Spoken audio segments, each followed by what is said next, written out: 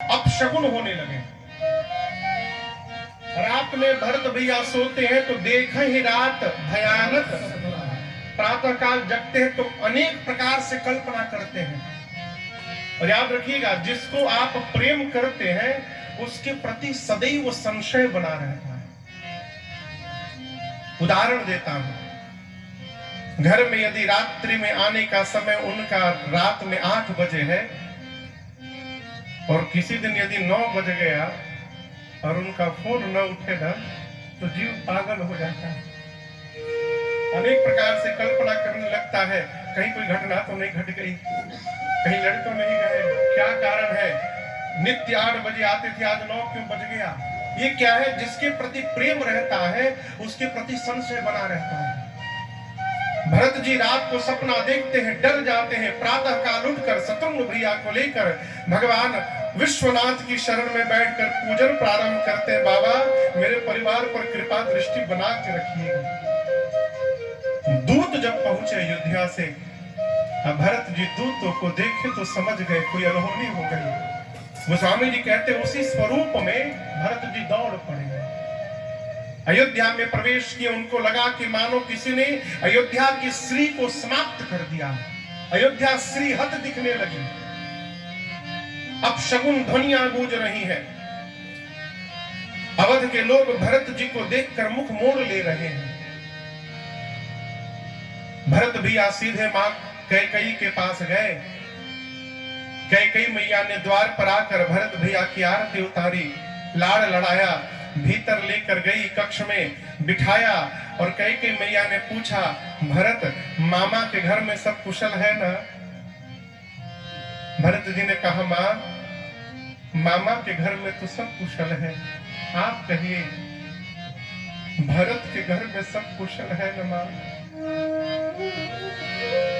मां ने पूछा, आप ऐसा क्यों पूछ रहे हो?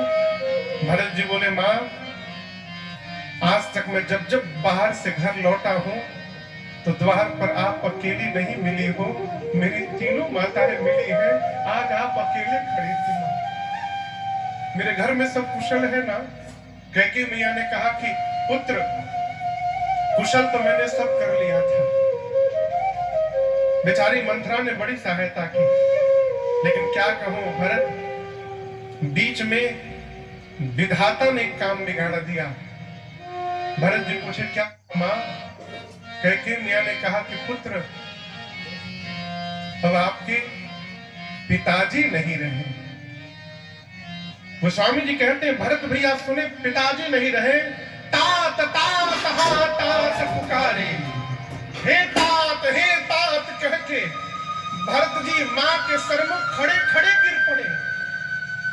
जिस प्रकार जल से मछली को निकाल कर बाहर छोड़ दीजिए और मछली जल के बिना छटपटाने लगे, भरत जी छटपटाने लगे। कहते मां भरत के हाथ को रघुनाथ के हाथ में पकड़ाए बिना पिताजी मुझे अनाथ करके चले गए। मां ने संभाला, भरत जी संभल करके उठे, बोले कारण बताओ, मुझे कारण बताओ, पिताजी क्यों चले गए? पिताजी को कोई व्याधि नहीं थी। श्री चक्रवर्ती जी महाराज अपनी आयु के 10,000 वर्ष पहले चले गए थे। अभी उनके आयु में 10,000 वर्ष शेष बचे थे। अभी उनके आयु में 10,000 वर्ष शेष बचे थे। भरत जी बोले अचानक चले गए, जरूर कोई कारण होगा, अवश्य मां कारण बताओ। और यहां दर्शन करिए, मां कैकेयी जान रही है कि इस क्षण के बाद, आज के बाद जीवन पर्यंत मेरा पुत्र भरत कभी मुझे अब मां नहीं भूलेगा। और आप याद रखिएगा कि स्त्री के लिए इससे बड़ा कोई कष्ट नहीं हो सकता है कि उसकी अपनी संतान ही उसको मां कहने से मना कर दे। लेकिन मां कैकेयी अपने आप को और कठोर करती है, मन ही मन कहती है, कैकेयी जब तक तुम पूर्ण रूप से समाप्त नहीं हो जाओगी, तुम्हारा राम मर्यादा पुरुषोत्तम राम कैसे बनेगा? तुमको समाप्त होना पड़ेगा। मां ने कोई छिपाव नहीं किया, सब बताया। कैसे कैसे मां ने 2 वरदान मांगे। कहा भरत राम के स्थान पर मैंने तुम्हारे लिए सत्ता मांग ली, राम के लिए वन मांग लिया, राम वन चले गए और राम के ही वियोग में आपके पूज्य पिताजी चले गए। गोस्वामी जी कहते हैं भरत जी सुने कि भैया वन चले गए, भरत ही बिसरे पितु मरण, सुनत राम बन गौ, हे तू अपन पौ जान जिया, थकीत रहे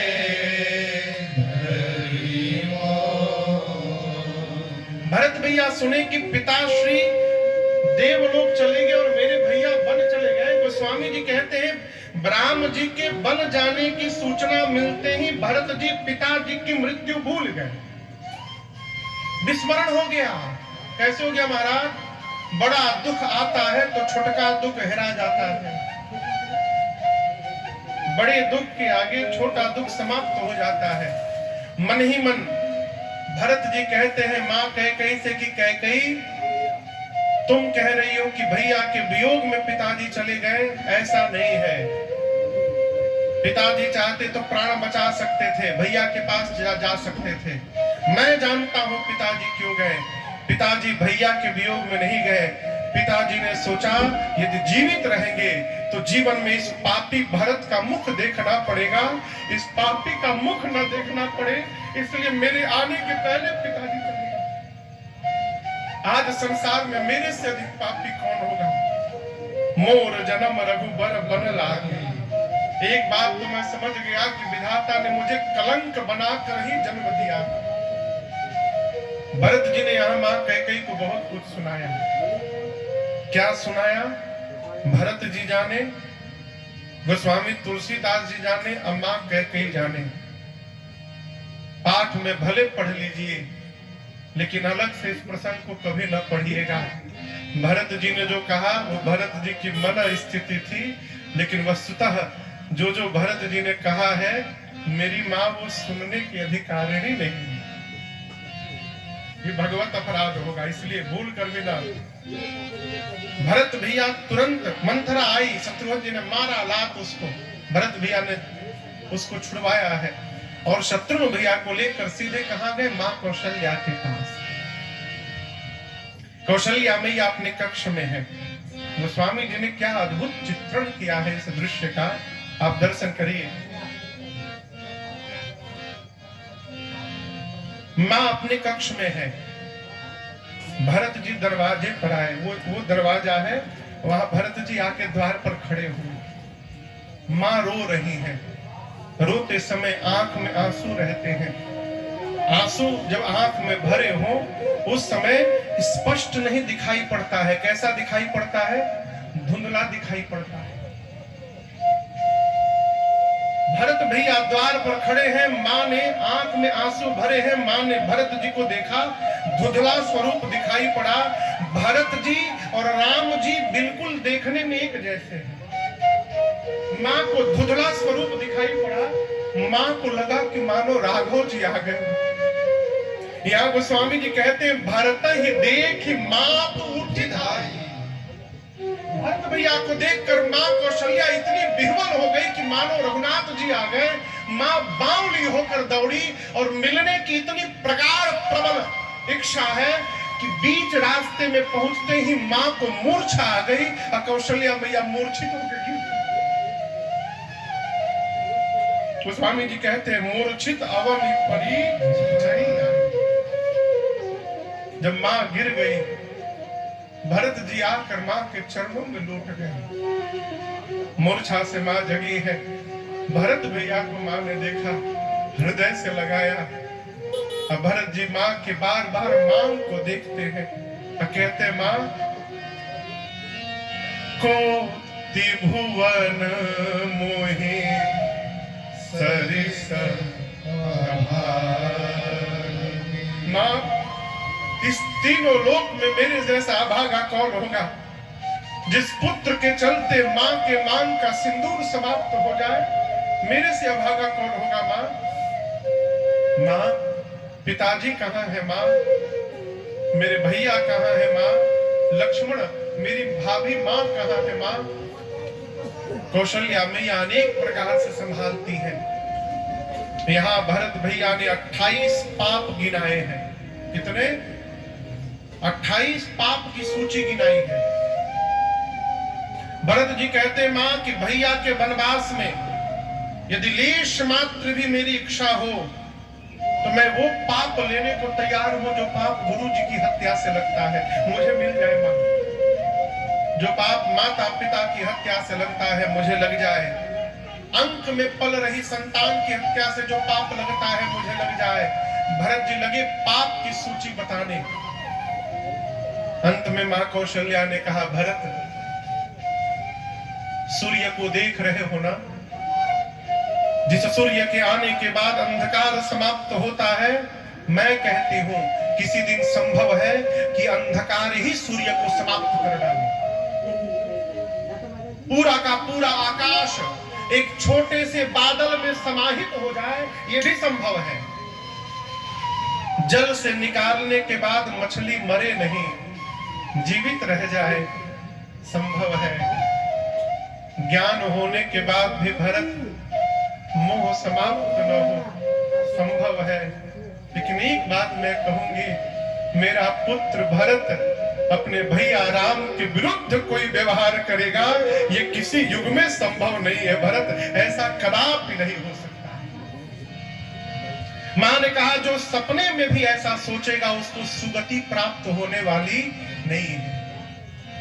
रात भर भरत जी मां की गोद में बैठे रहे। प्रातः काल गुरुदेव भगवान आए। सरजू मैया के किनारे चंदन की लकड़ी की चिता सजाई गई और गुरु आज्ञा प्राप्त करके भरत जी ने पिताश्री को मुखाग्नि दिया है। दशगात्र हुआ, त्रयोदश संस्कार पूर्ण हुआ। त्रयोदश संस्कार समझ रहे हैं ना? तेरे ही जिसको कहते हैं श्राद्ध कर्म यहां होता है। देखिए श्राद्ध कर्म श्रद्धा से करना चाहिए। श्राद्ध शब्द की उत्पत्ति हुई श्रद्धा से हुई है। ये श्रद्धा का विषय है और हम एक निवेदन करना चाहते हैं। बोलो, श्रद्धा मरने के बाद न दिखाई जाए, श्रद्धा जीते जी दिखाई जाए। माई बाप जीवित है, जीवन में एक गिलास पानी नहीं दिया, मरने के बाद 50,000 ब्राह्मणों को भोजन करा रहे हैं। इस भोजन का कोई मतलब नहीं होता, इसका कोई अर्थ नहीं है। जितना अपनी श्रद्धा दिखा सकते हैं, माता पिता जीवित है, दिखा लीजिए। ये अवसर फिर नहीं मिलने का, दोबारा नहीं मिलेगा। आपको एक घटना सुनाऊं मैं। एक आदमी भोजन करने के बाद, एक इसका सत्य घटना है, भोजन करने के बाद एक उसके घर में कोठरी जैसा था। उस कोठरी में जाता था और थोड़ी देर रहता था, फिर बाहर निकलता था। उसकी पत्नी परेशान कि कोठरी में क्या करने जाता है। एक दिन छिप के देखने लगी तो देखा कि जाता है, एक बक्सा खोलता है, उसमें से एक साड़ी निकालता है, साड़ी को ऐसे से छूता है और फिर उस बक्से में रख के चला आता है। इसकी पत्नी को लगा ये कौन सी साड़ी है, तो उसकी एक दोस्त थी, उस दोस्त से सब बताया। उसके दोस्त ने कहा कि लगता है किसी पराई स्त्री की साड़ी उसने रखा है, तुमको धोखा दे रहा है, तुम तलाक दे दो, ये कर दो, वो कर दो, ये भी चढ़ गई है, तलाक दे दूंगी, ये कर दूंगी। उसने कहा दोस्त ने कि तुम केवल वो सबूत लेकर आओ साड़ी, बाकी मैं समझा।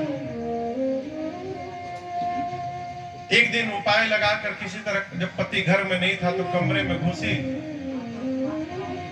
और जाकर बक्सा खोल के सबूत निकाला और एक पत्र मिला। उस पत्र को लिया, अब पत्र लेकर झरझर उसके आंख से आंसू निकले, रो रही।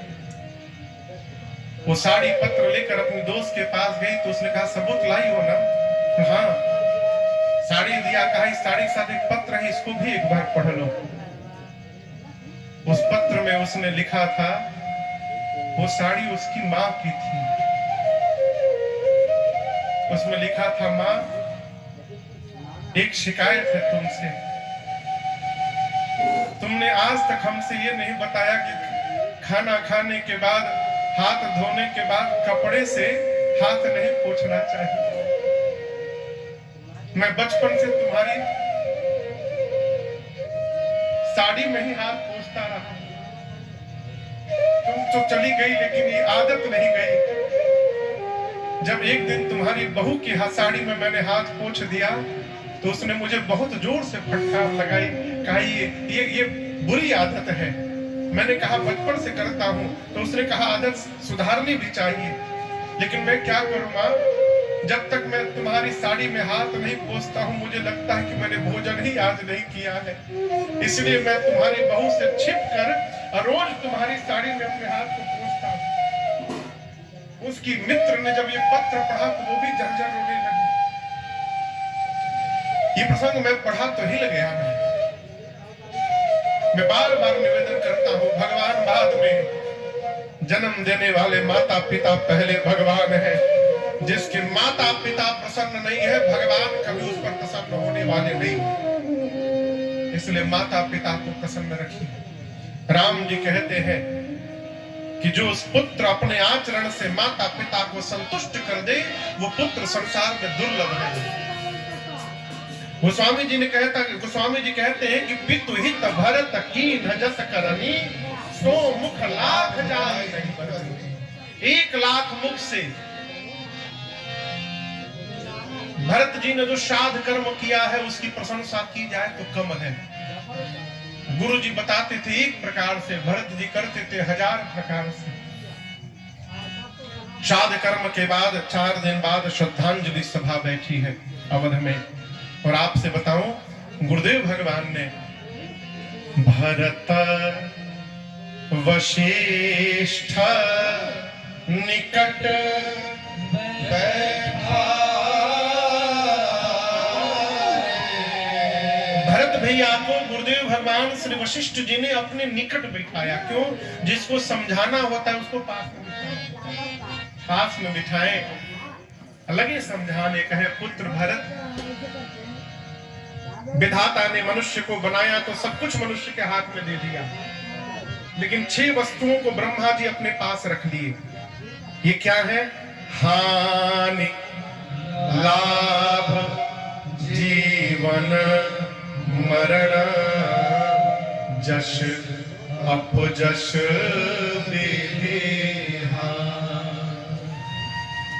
किसान, आप में से कुछ किसान भी होंगे। किसान भाई खेत में बीज डाल सकते हैं, बस बीज डालने के बाद उसमें फसल निकलेगी कि नहीं निकलेगी ये किसान के हाथ में नहीं है, ये विधाता के हाथ में है। कितना लाभ होगा, कहाँ धन होगा, प्राप्त होगा, नुकसान होगा, कब जन्म लेना है, कब जाना है, कहाँ यश मिलना है, कहाँ अपयश मिलना है, ये विधाता के हाथ में है। भरत जी, आपके पिताजी सोच करने लायक नहीं है। यहां गुरुदेव ने 12 सोचनीय बताए। कहते उस ब्राह्मण का सोच करना चाहिए जो वेद नहीं जानता। सोचिय विप्रज वेद विहीना, तज निज धर्म विषय लहीना। जो ब्राह्मण वेद से विमुख है वो सोच करने लायक है। जो राजा, जो क्षत्रिय नीति का पालन न करे और अपनी प्रजा को अपने प्राण के समान प्रेम न करे, वो राजा सोचनीय है। वो बणिक, वो बनिया सोचनीय है। जो धनवान होने के बाद कंजूस बना हुआ है, अतिथि का सत्कार नहीं करता है और नित्य भगवान शंकर का जलाभिषेक न करे, वो बणिक सोचनीय है। सोचिए वयस कृपण धनवानो, जो न अतिथि शिव भगत सोचनीय है। वो सेवक सोचनीय है जो मुखर है, मान प्रिय है, ज्ञान के गुमान में ब्राह्मणों का अपमान करता हो। भरत जी, वो स्त्री सोचनीय है जो घर में बिना बात के कलह करती हो, अपनी इच्छा से विचरण करती हो। वो शिष्य सोचनीय है जो गुरु आज्ञा का उल्लंघन करता हो। वो गृहस्थ शोचनीय है जो गृहस्थ धर्म का निर्वाह न करे। हमारे आपके ऊपर 3 ऋण है। जैसे गृहस्थ आश्रम में प्रवेश करते हैं, 3 ऋण हमारे ऊपर लद जाते हैं, देव ऋण, ऋषि ऋण और पितृ ऋण। हर गृहस्थी को इससे उऋण होने का प्रयास करना चाहिए। कैसे करें महाराज? घर में यदा कदा अनुष्ठान पूजन करके, हवन आदि कर्म करके हम देव ऋण से उऋण हो सकते हैं। सत्कर्म करके, परमार्थ करके, परहित करके हम पितृ ऋण से उऋण हो सकते हैं। और जो महापुरुषों ने, संतों ने जिन तपस्या करके जिन सदग्रंथों की रचना की है, उन सदग्रंथों का पठन पाठन वितरण करके हम ऋषि ऋण से उऋण हो सकते हैं। किसी के भी घर में, विवाह में, उत्सव में जाइए, मेरी प्रार्थना है बुके लेके ना जाइए। 500 रुपए का बुके लेके जाते हैं, आदमी हाथ में पकड़ के फोटो खिंचाता है, उसके बाद वो सोचता भी नहीं कि बुके कहां गया, कचड़े में गया कि कहां गया। बुके लेकर ना जाइए, जाना है तो बुक लेके जाइए। गीता प्रेस जी में जाकर कोई पुराण को लेकर के उनको समर्पित करिए। जीवन में यदि एक बार भी पढ़ लिया और कोई बात समझ में आ गई, आपका देना सफल हो गया। इस व्यवहार से हम ऋषि ऋण से उऋण हो सकते हैं। गुरु जी कहते हैं, भरत जो गृहस्थी सोचिए गृही जी मोह बस करई करम पथ त्याग। मोह में पड़कर अपने कर्तव्य का त्याग कर दे, वो गृहस्थी सोचनीय है। जो सन्यासी संन्यास लेने के बाद भी जगत के प्रपंच में पड़ा हुआ है, सोचिए जतई जति प्रपंच रत विगत विवेक विराग, वो सोचनीय है। वो वानप्रस्थ सोचनीय है। बैखा नस सोई सोचे जोगु तब बिहाई जय भावई भोगु। जो तपस्या छोड़कर भोग में लगा हुआ है, वो वानप्रस्थ सोचनीय है।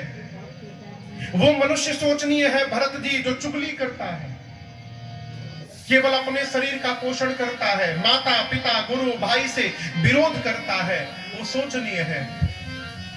अब भरत जी वो मनुष्य तो पुत्र सब प्रकार से सोचनीय है, जो मनुष्य का शरीर प्राप्त करके और भगवान का भक्त नहीं हो पाया, वो सब प्रकार से सोचनीय सब ही विधि सोई, जो छल छाड़ी न हरि जन हुई। जो भगवान का नहीं हो पाया, वो सब प्रकार से सोचनीय है। हम एक बात कहे भरत जी, सोचनीय नहीं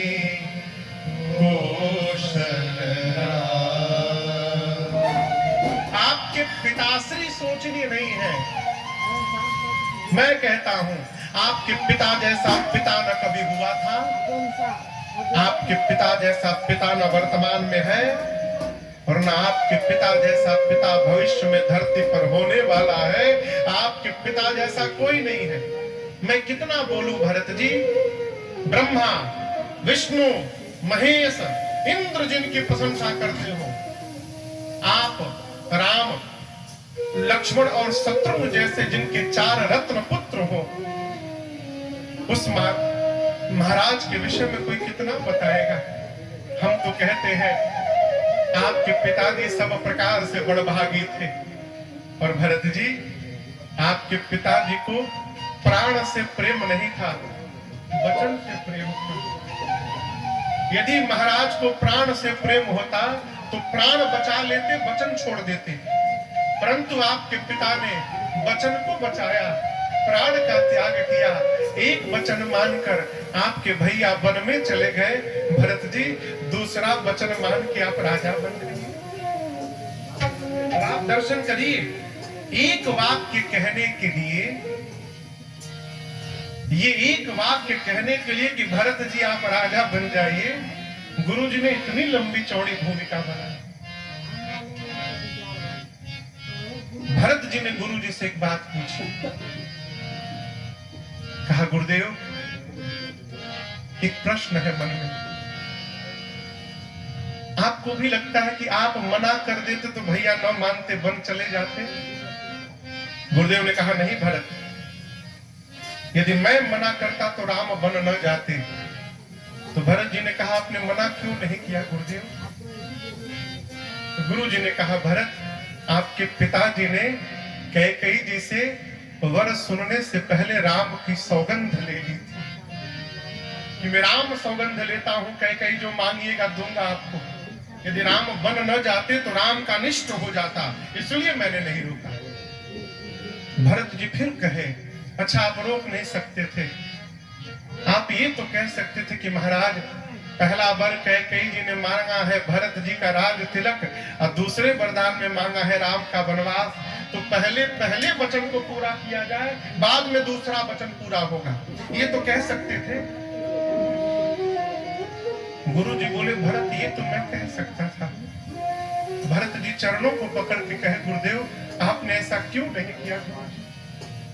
आप यदि ऐसा कर देते मैं राजा बनता, और मैं राजा बनते राज आज्ञा पारित कर देता कि मेरे प्रभु कहीं वन में नहीं जाएंगे, और मैं पूरी सत्ता भैया के चरणों में समर्पित कर देता। गुरुदेव आपने ऐसा क्यों नहीं किया? भरत जी गुरुदेव निरुत्तर हो गए। थोड़ी देर सोचने के बाद बोले पुत्र मुझे तो ऐसा लग रहा है भरत जी कि स्वयं राम जी ही बन जाना चाहते थे, इसलिए ये भाव उस समय मेरे मन में आया ही नहीं। अब यहां दर्शन करिए, बड़ी सूक्ष्म बात।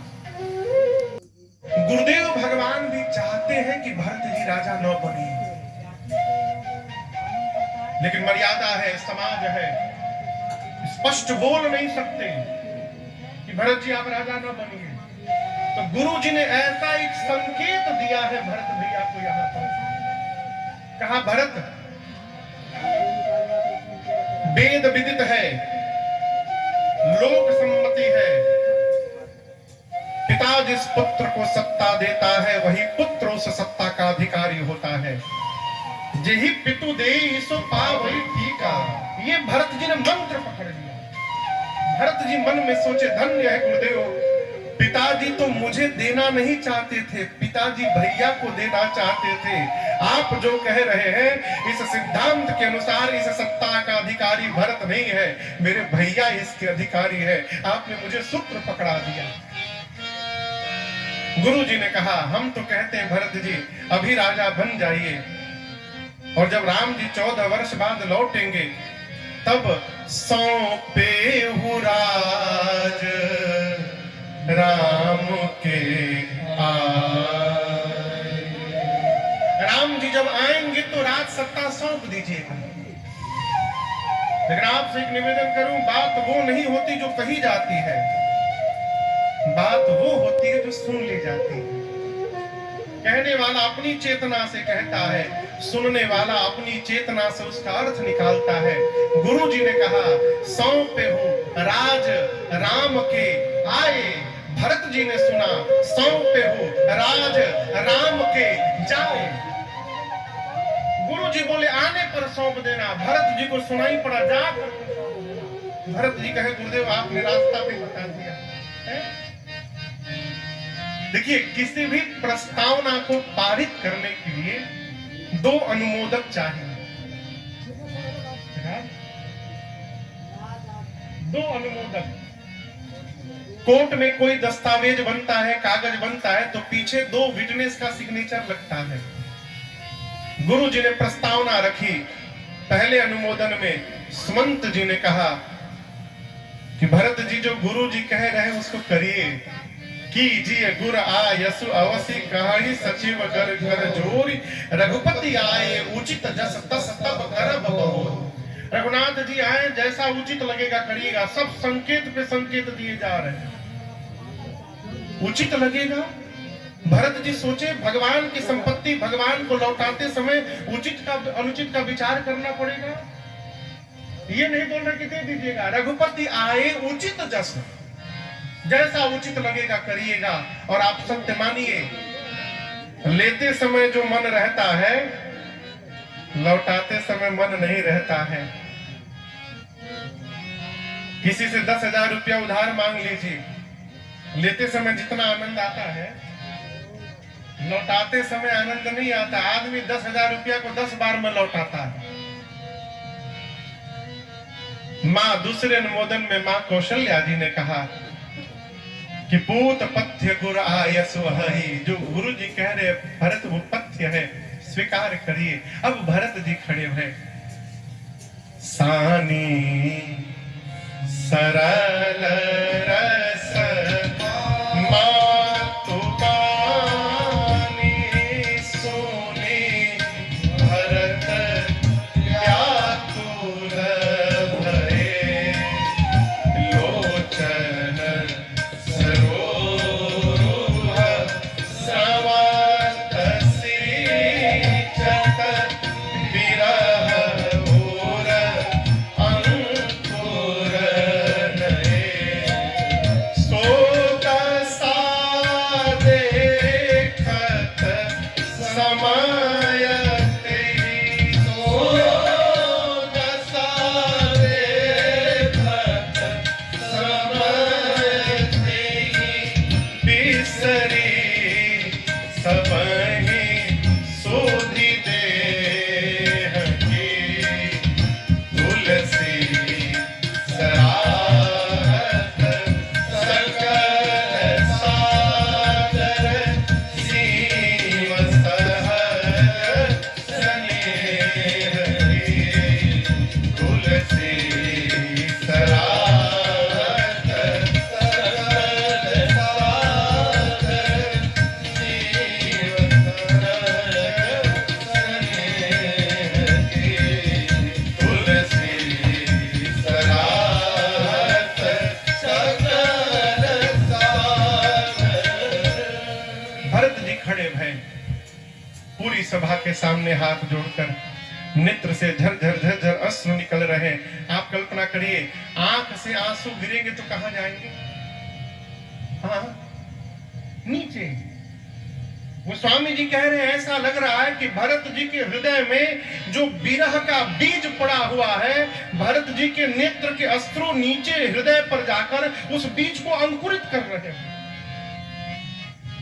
विरह उर अंकुर नए।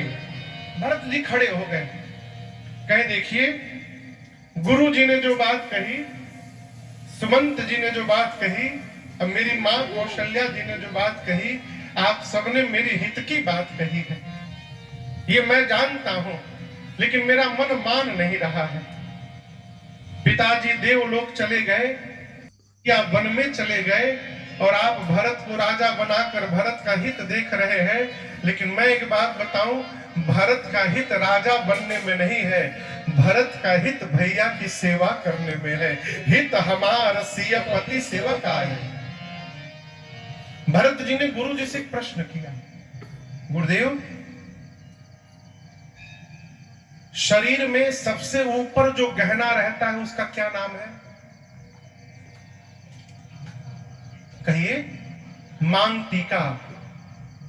और शरीर में सबसे नीचे जो गहना रहता है, बिछिया।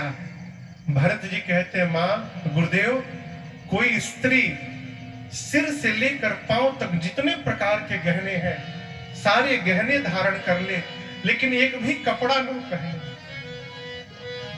कैसा लगेगा? वस्त्र के बिना आभूषण शरीर पर भार लगेगा, व्यर्थ लगेगा। बादी बसन बिन भूषण व्यर्थ लगेगा। मन में यदि वैराग्य नहीं है तो ब्रह्म पर प्रवचन व्यर्थ है। बिना वैराग्य की ब्रह्म की चर्चा व्यर्थ है। शरीर में रोग लगा हुआ है तो 56 प्रकार का भोग व्यर्थ है। हृदय में यदि प्रेम नहीं है तो ये जप तप व्रत सब व्यर्थ है। गुरुदेव कितना भी सुंदर शरीर हो, उसमें यदि प्राण नहीं है तो वो शरीर व्यर्थ है। गुरुजी उसी प्रकार अयोध्या में आप सब लोग हैं, यदि मेरे भैया राम नहीं है तो भरत के लिए अयोध्या व्यर्थ है। इसका कोई अर्थ नहीं है मेरी दृष्टि में। बादी मोर सब बिनु सब व्यर्थ है। अभी मैं राजा नहीं बना गुरुजी, अभी केवल ये कहा गया कि ये भरत पापी राजा बनेगा। आप कल्पना करिए मैं कितना पापी हूं। मेरे नाम की प्रस्तावना रखी गई, पिताजी मर गए, बड़ा भाई मेरा वन में चला गया। सोचिए, अभी मैं राजा नहीं बना, केवल मेरा नाम सामने आया, मेरे घर में इतना उत्पात हो गया गुरुदेव, जिस दिन ये पापी सिंहासन पर बैठ जाएगा, धरती बर्दाश्त नहीं कर पाएगी, फट के रसातल में चली जाएगी धरती। गुरुजी ने कहा, भरत, ये आप अनुचित कह रहे हैं। आप जैसे साधु के बैठने के बाद धरती रसातल में जाएगी? दुनिया का सबसे बड़ा पापी रावण बैठा है सिंहासन पर। यदि धरती रावण का भार बर्दाश्त कर ले रही है, आप तो साधु हैं। भरत जी ने कहा, गुरुदेव, धरती मैया जानती है कि रावण पापी है। पापी व्यक्ति पाप कर्म करे तो किसी को आश्चर्य नहीं होगा, लेकिन साधु होकर मैं यदि गलत कार्य करूंगा तो धरती बर्दाश्त नहीं कर पाएगी, इसलिए फट के रसातल में चली जाएगी। आप सबने अपनी अपनी बात कह दी, आज्ञा हो तो मैं अपने मन की बात कहना चाहता हूं। गुरुदेव ने अनुमति दी है और भरत जी सबके सामने हाथ जोड़कर, आपन दारुण दीनता सब ही कहूं सिरो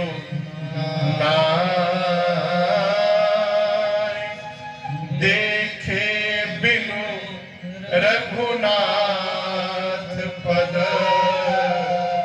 जियक जरनी न जाय। भरत जी कहते हैं, गुरुदेव, जब तक मैं भैया के श्री चरणों का दर्शन नहीं कर लेता, मेरे हृदय का ताप समाप्त नहीं होगा। कल प्रातः काल मैं भैया के पास जा रहा हूं। और भरत जी ने कहा, गुरुदेव क्षमा करिएगा, मैं आपसे अनुमति नहीं मांग रहा हूं, मैं आपको बता रहा हूं। अनुमति मांगने में भय है, आप मना कर देंगे तो रुकना पड़ेगा, इसलिए बता रहा हूं, मैं जा रहा हूं। मेरे साथ आप में से जिसको जिसको चलना है, स्वागत है, चल सकता है। मैं जानता हूं कि मैं अपराधी हूं, मेरे कारण मेरे घर में उत्पात हुआ है, लेकिन मुझे एक विश्वास है। और देखिए, यही विश्वास हमको आपको जगाना है। भरत जी कहते, गुरुदेव, मैं जैसे अपने भैया के सामने जाऊंगा ना, मुझे विश्वास है कि मेरे सभी अपराधों को क्षमा करके अब मेरे भैया दौड़कर मुझे अपने हृदय से लगा लेंगे। मोहि रघुवीर।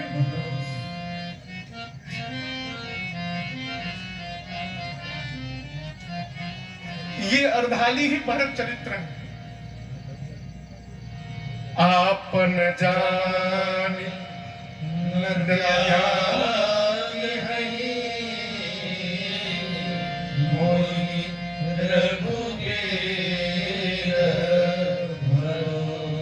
भरत जी कहते, अपना जानकर मेरा कभी त्याग नहीं करेंगे। ये मेरा रघुनाथ जी के प्रति विश्वास है, ये मेरा भरोसा है। भरत जी ने जब ये बात कही तो पूरी सभा भरत जी की जय जयकार करने लगी। बोलिए भरत भैया की जय। पूरी प्रजा तैयार हो गई चलने के लिए। उस रात्रि कोई सोया नहीं अवध में। लोग कहने लगे, राम जी के साथ गए थे, तमसा के तट पर सोए, राम जी छोड़ के चले गए। आज यदि अवध में सो गए और कहीं भरत जी छोड़ के चले जाएंगे तो क्या होगा? कोई सोया नहीं। पवित्र सेवकों को बुलाकर भरत भैया ने अवध अयोध्या के राज्य साम्राज्य का रख रखाव का भार सौंपा। कौन सेवक? जे सपने हो निज धर्म न डोले, भार सौंपा। गुरुदेव भगवान से कहे कि राज्याभिषेक की सामग्री ले लेते हैं। गुरुदेव, आप वन में चलते पहला कार्य करिएगा, भैया का राज तिलक कर दीजिएगा। गुरुदेव ने कहा, पूरी सामग्री रखिए।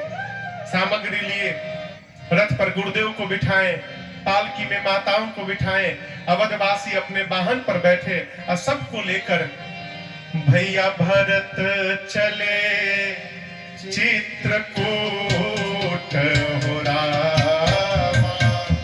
राम को मनाने।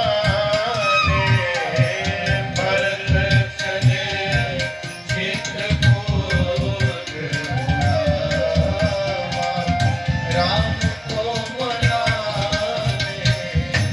राम को मनाने, सिया लखन को मनाने, राम को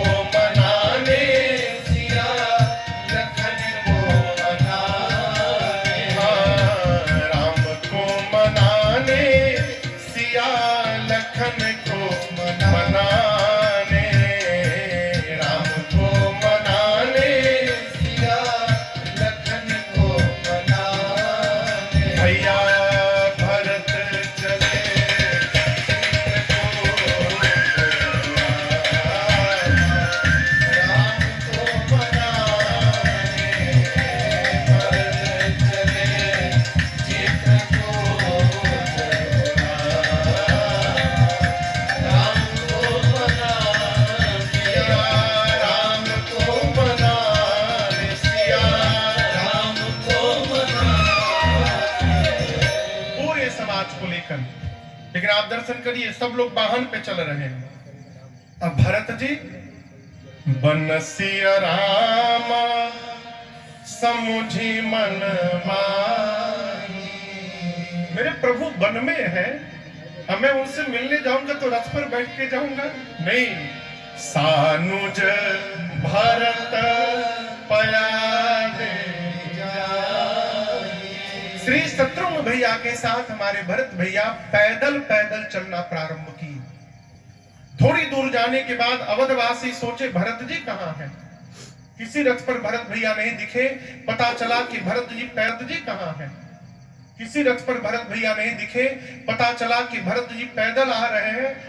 ग्लानि के मारे सारी प्रजा, पूरी प्रजा वाहन से नीचे उतर गई। अब सब पैदल चलने लगे। सेवकों ने जाकर मां कौशल्या से बताया। कौशल्या मैया ने आकर भरत भैया से कहा, भरत, यदि आप शीघ्र राम के पास पहुंचना चाहते हो पुत्र, तो रथ पर बैठ जाओ। मां की बात मानकर भरत भैया रथारूढ़ हुए। पहले दिन तमसा नदी के तट पर विश्राम हुआ। दूसरे दिन मां गोमती के तट पर विश्राम हुआ। तीसरे दिन सई नाम के नदी के तट पर विश्राम हुआ। और चौथे दिन पूरा समाज पहुंचा कहा? श्रृंगवेरपुर। निषाद राजगुरु को सूचना मिली भरत जी सेना लेके जा रहे हैं वन में। उनको लगा सेना लेके भरत जी राम जी से युद्ध करने जा रहे हैं। अपने सिपाहियों से कहे खड़े हो जाओ, इस सेना का एक भी सिपाही गंगा पार न करने पावे। अभी सबको खड़ा किया, तब तक किसी ने छींक दिया। छींक आती है ना, किसी ने छींक दिया। एक बूढ़े बाबा ने कहा, महाराज ये सगुन बता रहा है कि भरत जी राम जी से युद्ध करने नहीं जा रहे हैं, भरत जी राम जी से प्रेम करने जा रहे हैं। मेरी मानिए, आप उनके विचार को पहले समझ लीजिए, फिर कोई निर्णय करिएगा।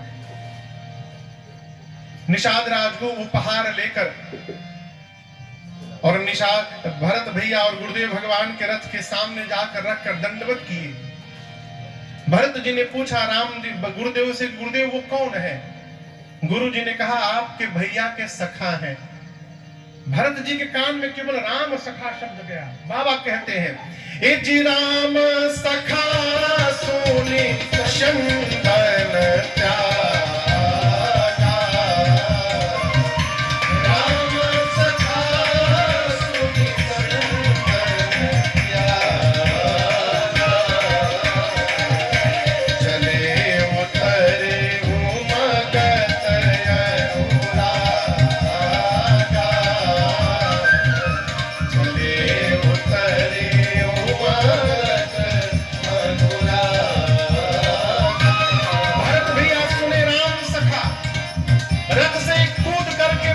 निषाद राजगुरु की ओर दौड़ पड़े।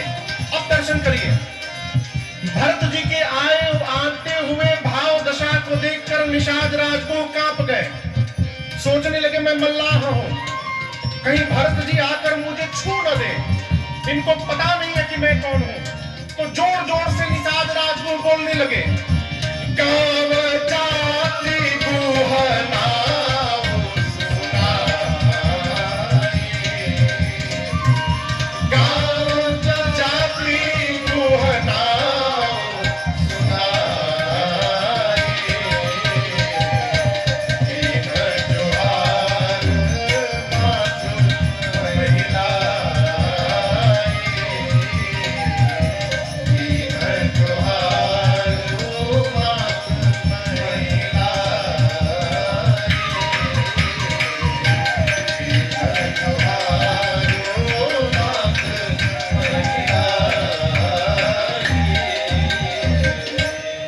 निषाद राज को जोर जोर से अपनी जात या अपना नाम गुह बताने लगे कि भरत जी मेरी जात को सुनकर वहीं रुक जाएंगे। लेकिन आज भरत भैया के कान में कुछ जा नहीं रहा है। क्यों? पहले ही राम सखा पहुंच गया है। भरत जी सुने कि मेरे प्रभु के सखा है, उनको लगा कि मानो लक्ष्मण जी से भेंट हो गया हो। जाकर उठाकर निषाद राजगुरु को भरत जी ने अपने हृदय से लगा लिया है। लोग कहते भरत जी ने क्या किया? मल्लाह को गले लगा दिया। गोस्वामी जी कहते हैं एक नदी है हमारे बिहार के बक्सर में गंगा जी है। गंगा जी के बगल में एक नदी है जिसका नाम है कर्मनासा। क्या नाम है? कर्मनासा। कहते हैं कर्मनासा नदी का जल यदि स्पर्श मात्र हो जाए तो सारे सत्कर्म समाप्त हो जाते हैं जीवन में। गोस्वामी जी कहते हैं कर्मनाश जल सुरसरी पड़े। यदि कहिए कोई कर्मनासा नदी के जल को निकाल करके गंगा जी में डाल दे तो कौन होगा उस जल को उठाकर अपने सिर पे धारण नहीं करेगा। जिन निषाद राजगुह को रघुनाथ जी ने अपने हृदय से लगा लिया हो उनसे पवित्र संसार में दूसरा कोई नहीं हो सकता है? जीवन में सबसे बड़ा अछूत वही है माई बाप, जो भगवान का भगत न हो पाया हो वो अछूत है? भरत जी ने निषाद राजगुह से कुशलता पूछी। निषाद राजगुह कहते आपकी कृपा से सब कुशल हो गया। मैं अपने बारे में ठीक से जानता हूं। मैं कौन हूं? मैं मल्लाह, लोक वेद सब प्रकार से बाहर हूं। कपटी, ये वाक्य निषाद राजगुह अपने लिए बोल रहे हैं। कपटी कायर कुमति पुजाती लोक वेद बाहर सब भाती। लेकिन भरत जी राम कीन्ह आपन जब ही भयऊ भुवन भूषण तब ही। मैं कपटी था, कायर था, कुमति था, कुजाति था, लेकिन जिस दिन से रघुनाथ जी ने मुझे अपना कह दिया है मैं जगत का आभूषण बन गया हूं। सब मुझसे प्रेम करने लगे हैं। इसलिए भगवान का बनी। गुरुदेव भगवान नित्य कहते हैं भगवान का बनी है। मैं भगवान की कथा गाता हूं। पहले